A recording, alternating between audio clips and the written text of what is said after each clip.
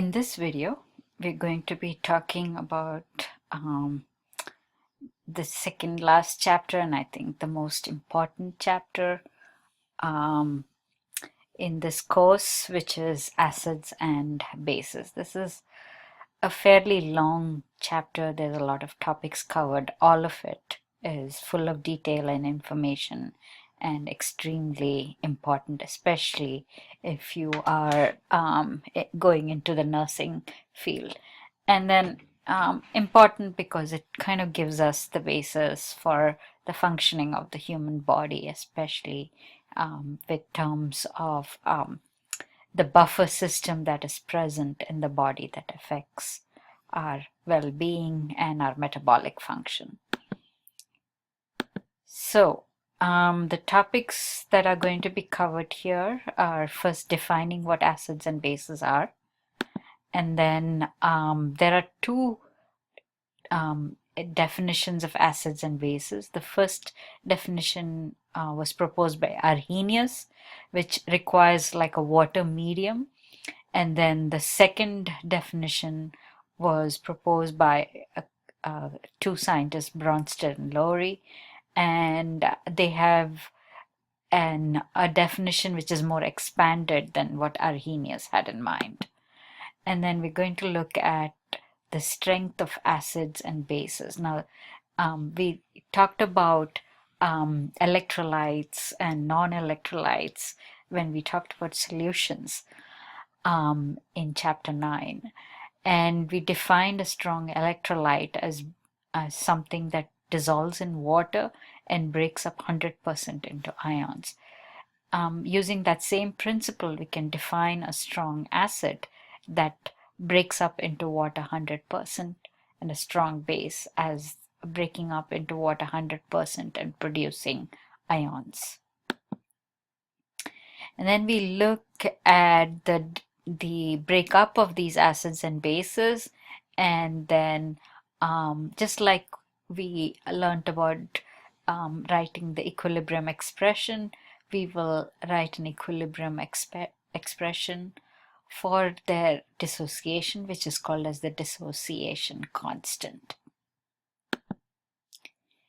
And then we look at the self dissociation or self-ionization, to be more accurate, of water, and then the equilibrium expression associated with that.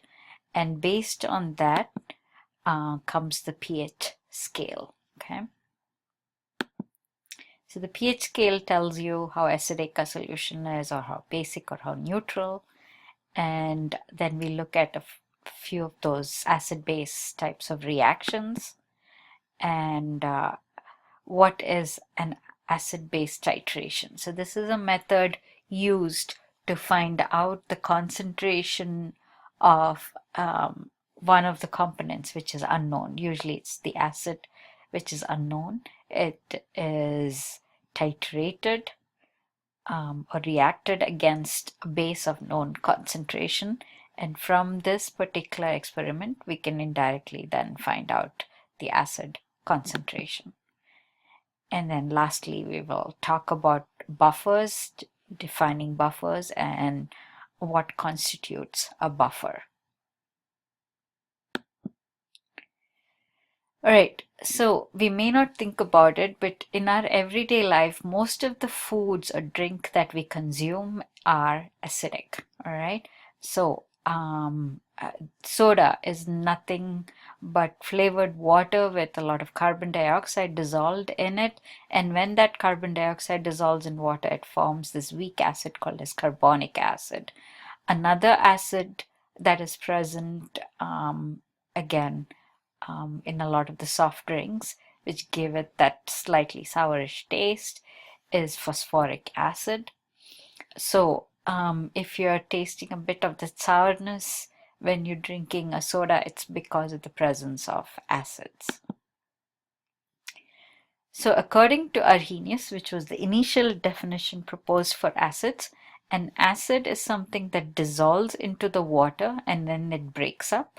Especially if it is strong, it breaks up 100% and it forms these kind of ions. It always forms an H plus or a hydrogen ion. So if you look at the hydrogen atom, it's got one proton and one electron. Suppose you remove that electron, all you're left is the proton. And that's basically what the hydrogen ion is. The H plus is just the proton, okay?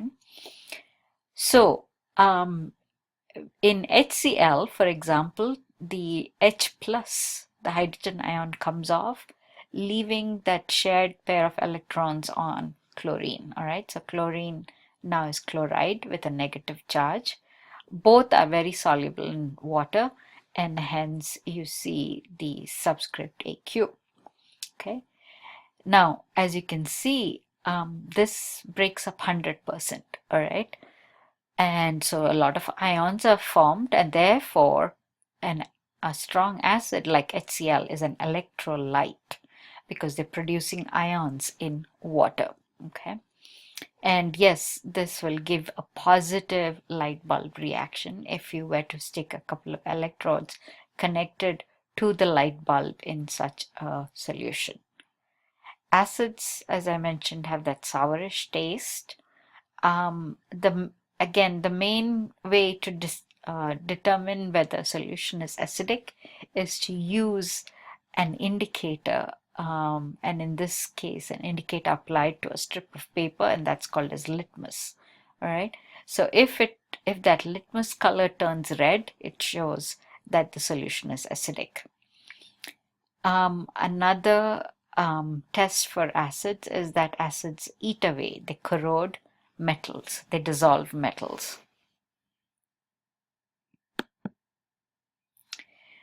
So acids usually start with the hydro prefix, all right? So that hydro prefix indicates that the compound is an acid. The suffix usually ends in like an ic acid. And so therefore HCl AQ means dissolved into water would be hydrochloric acid. So HCl gas, when it dissolves into water, it gets solvated and it becomes AQ, dissolves into water. And such an acid which has an H plus and a single anion is called as a binary acid. There are only two things. Binary means two. So it has got the proton and the anion. Okay.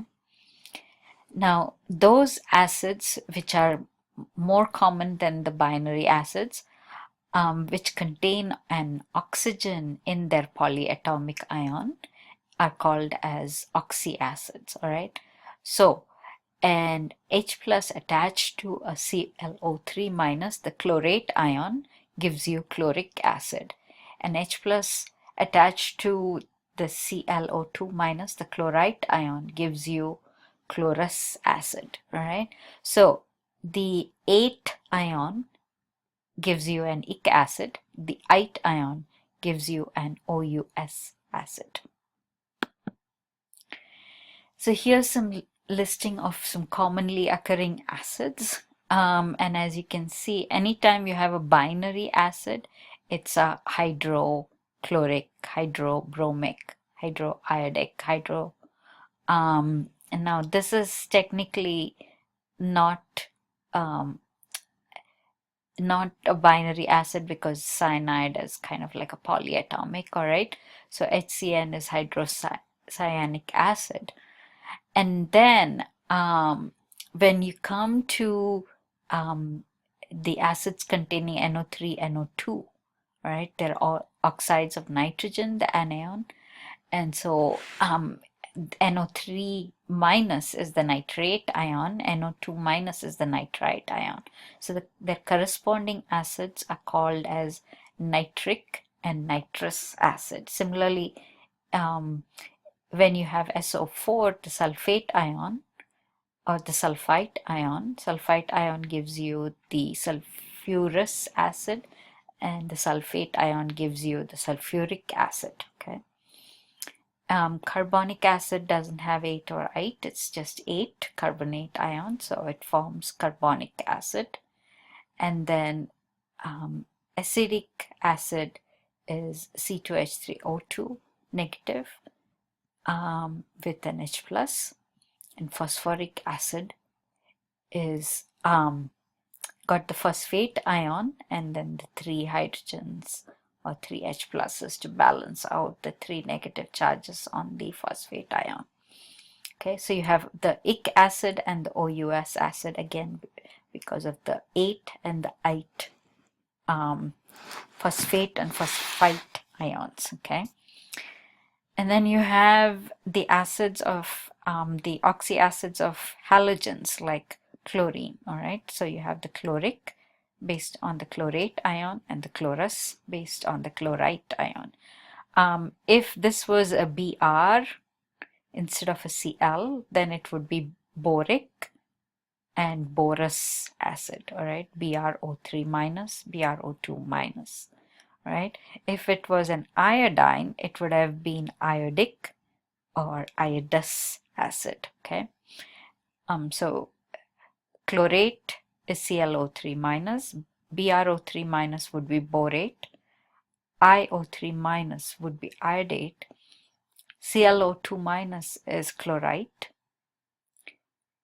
and HClO2 is the chlorous acid. All right.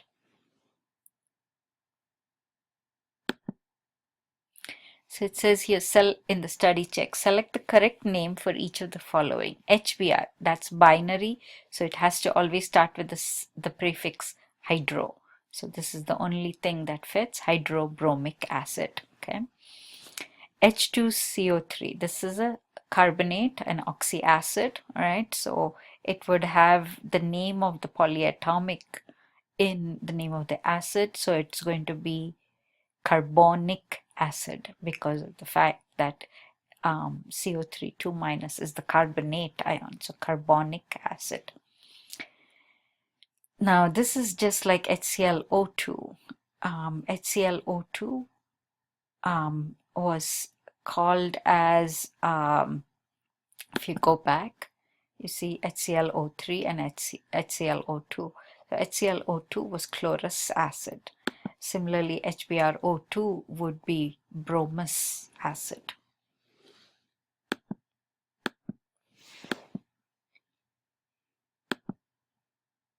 Arrhenius bases have been defined as those compounds which contain the hydroxide ion. So they're ionic compounds containing hydroxide ion, but these compounds are quite soluble in water and they break up and produce the hydroxide ions in water. So the generation of the hydroxide ion in water by the dissolution of some ionic compound, a hydroxide compound. All right, so this would be a strong base. Okay, and the properties of the base is because of the presence of the OH minus or the hydroxide ion. Okay, so bases are like bitter, chalky. Most cleaners are basic. It's most foods seem to be acidic, and most of the cleaners that we use are basic. All right. So they produce hydroxide ions in water. They kind of feel very soapy and slippery. Sodium hydroxide is the main component in Drano. It's able to clear up drains by dissolving any kind of hair and all those things that obstruct the pipes. Okay. And then it also can turn litmus, but acids turn litmus red, this turns litmus blue. Another dye, a highly colored indicator called as phenolphthalein, is used to identify acids and bases. Phenolphthalein in acid is colorless, but in the base it's pink in color. So naming of the base is pretty simple. It's just the name of the hydroxide compound. All right, so pretty much group 1, group 2 hydroxides are quite strong, and this is a group 3 hydroxide which is not as strong as the others. So we'll stop here and continue this in the next video.